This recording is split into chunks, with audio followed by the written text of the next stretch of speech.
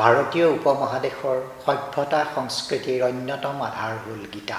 মহাভাৰতৰ যুদ্ধত অৰ্জুন যেতিয়া বিমৰ্ষ হৈ পৰিছিল আৰু তেওঁৰ হাতৰ পৰা গাণ্ডীৱ খহি পৰিছিল, অৰ্থাৎ তেওঁ কৰ্তব্য পালনৰ ক্ষেত্ৰত যেতিয়া বিমুখ হৈছিল, তেতিয়া ভগৱান শ্ৰীকৃষ্ণই জীৱন যাপনৰ বাবে তেওঁৰ প্ৰয়োজনীয় কৰ্তব্যসমূহক সোঁৱৰাই দিবলৈ গীতাৰ আশ্ৰয় লৈছিল।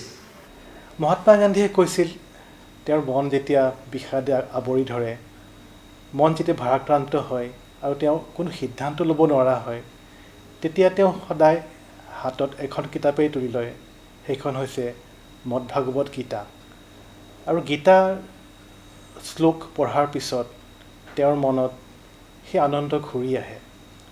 বিশ্ববিখ্যাত বিজ্ঞানী আইনষ্টাইনে কৈছিলে, তেওঁ যেতিয়া গীতা পঢ়ে আৰু গীতাত বৰ্ণিত বিশ্বব্ৰহ্মাণ্ডৰ ৰহস্যৰ কথাবোৰ তেওঁৰ মনত সোমায়, তেতিয়া তেওঁৰ আন সকলো কথাই নিষ্প্ৰভ যেন লাগে। তেওঁ এই বুলিও কৈছিলে যে তেওঁৰ গৱেষণাৰ যিটো অনুপ্ৰেৰণা, নতুন গণিতিক তত্ত্ব উদ্ভাৱনৰ যি প্ৰেৰণা, সেয়া তেওঁ বহু পৰিমাণে গীতাৰ পৰা লাভ কৰিছিল। সেইদৰে জৱাহৰলাল নেহৰুৱে কৈছিলে যে গীতা ভাৰতীয় মানুহৰ আধ্যাত্মিক জীৱনৰ ঘাই ভেটি। গীতাৰ বহুবোৰ টীকা লিখা হৈছে। অভিনৱ গুপ্তৰ গীতাৰ সংগ্ৰহ, লোকমান্য বালগংগাধৰ তিলকে গীতাৰ কথা লিখিছে, সন্ত জ্ঞানেশ্বৰে লিখিছে, জাতিৰ পিতা মহাত্মা গান্ধীয়ে লিখিছে, আমাৰ দেশৰ প্ৰাক্তন প্ৰধানমন্ত্ৰী মোৰাৰজী দেশায়ে গুজৰাট বিদ্যাপীঠত দিয়া এক বিশেষ বক্তৃতা এ ভিউ অন গীতা বুলি প্ৰকাশিত হৈছে। ৰাধাকৃষ্ণনে লিখিছে। গতিকে গীতাই যুগে যুগে ভাৰতীয় মানুহক প্ৰভাৱিত কৰি আহিছে।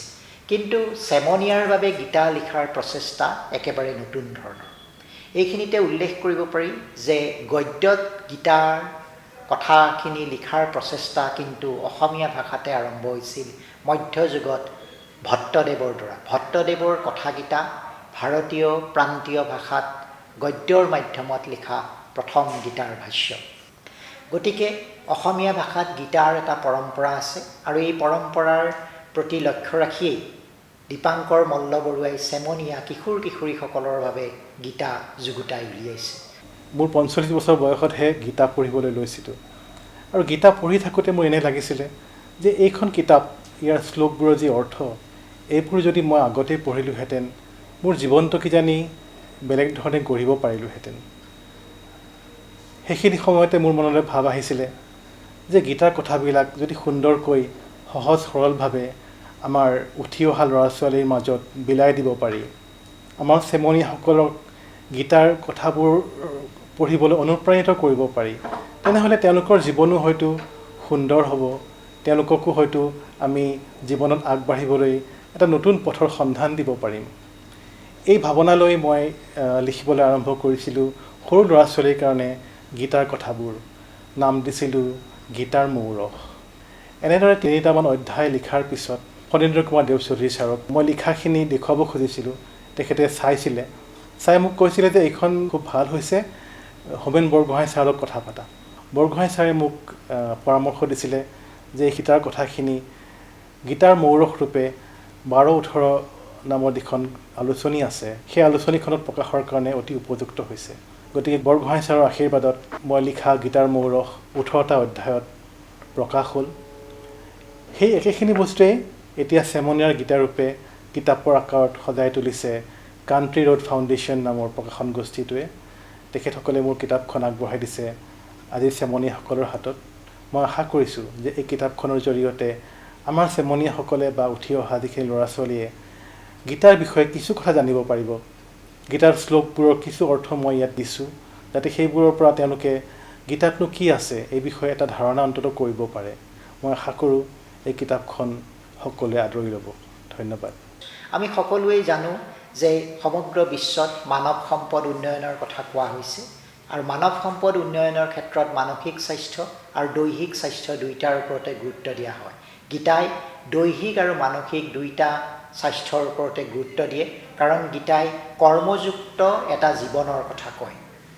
20 শতিকাৰ মহান কবি T.S. এলিয়টে ডান্টেৰ ডিভাইন কমেডিৰ পিছতে গীতাৰ স্থান দিছে আধ্যাত্মিক কাব্য হিচাপে। আমাৰ এই প্ৰচেষ্টা চেমনীয়াৰ গীতা এই প্ৰচেষ্টাৰ লগত জড়িত হৈ আছে বিশিষ্ট ৰাজ্যখনৰ শিল্পী মনোজ চক্ৰৱৰ্তী। তেওঁ ইয়াত থকা কিছুমান ছবি যুগুতাই উলিয়াইছে যাতে কিশোৰ কিশোৰীৰ মনৰ আকৰ্ষণীয় তাৰ বাবে গীতাৰ ক্ষেত্ৰত বৃদ্ধি পায়। মই চেমনীয়াৰ গীতা এই কিতাপখন দীপাংকৰ মল্লবৰুৱা ৰাইটাৰ এইখন কিতাপৰ লগত মই এজ এ ইলাষ্ট্ৰেটৰ কিতাপখনত কাম কৰিছোঁ আৰু মোৰ কাৰণে এই অভিজ্ঞতাটো যথেষ্ট প্ৰত্যাহ্বানেৰে ভৰা আছিল কামটো। কাৰণ গীতাৰ তেখেতে এটা চেমনীয়াসকলৰ কাৰণে উপযোগী হোৱাতে তেখেতে এখন লিখি উলিয়াইছে আৰু তাৰ লগত চেমনীয়াসকলে বুজি পোৱাকৈ বা ডাঙৰকো যাতে প্ৰভাৱিত কৰিব পাৰে তেনেকুৱা ধৰণে মই ইলাষ্ট্ৰেশ্যনখিনি কৰাৰ যত্ন কৰিছোঁ। কামটো কৰি মোৰ খুব ভাল লাগিছে, মানে অভিজ্ঞতাটো এক অন্যান্য অভিজ্ঞতা।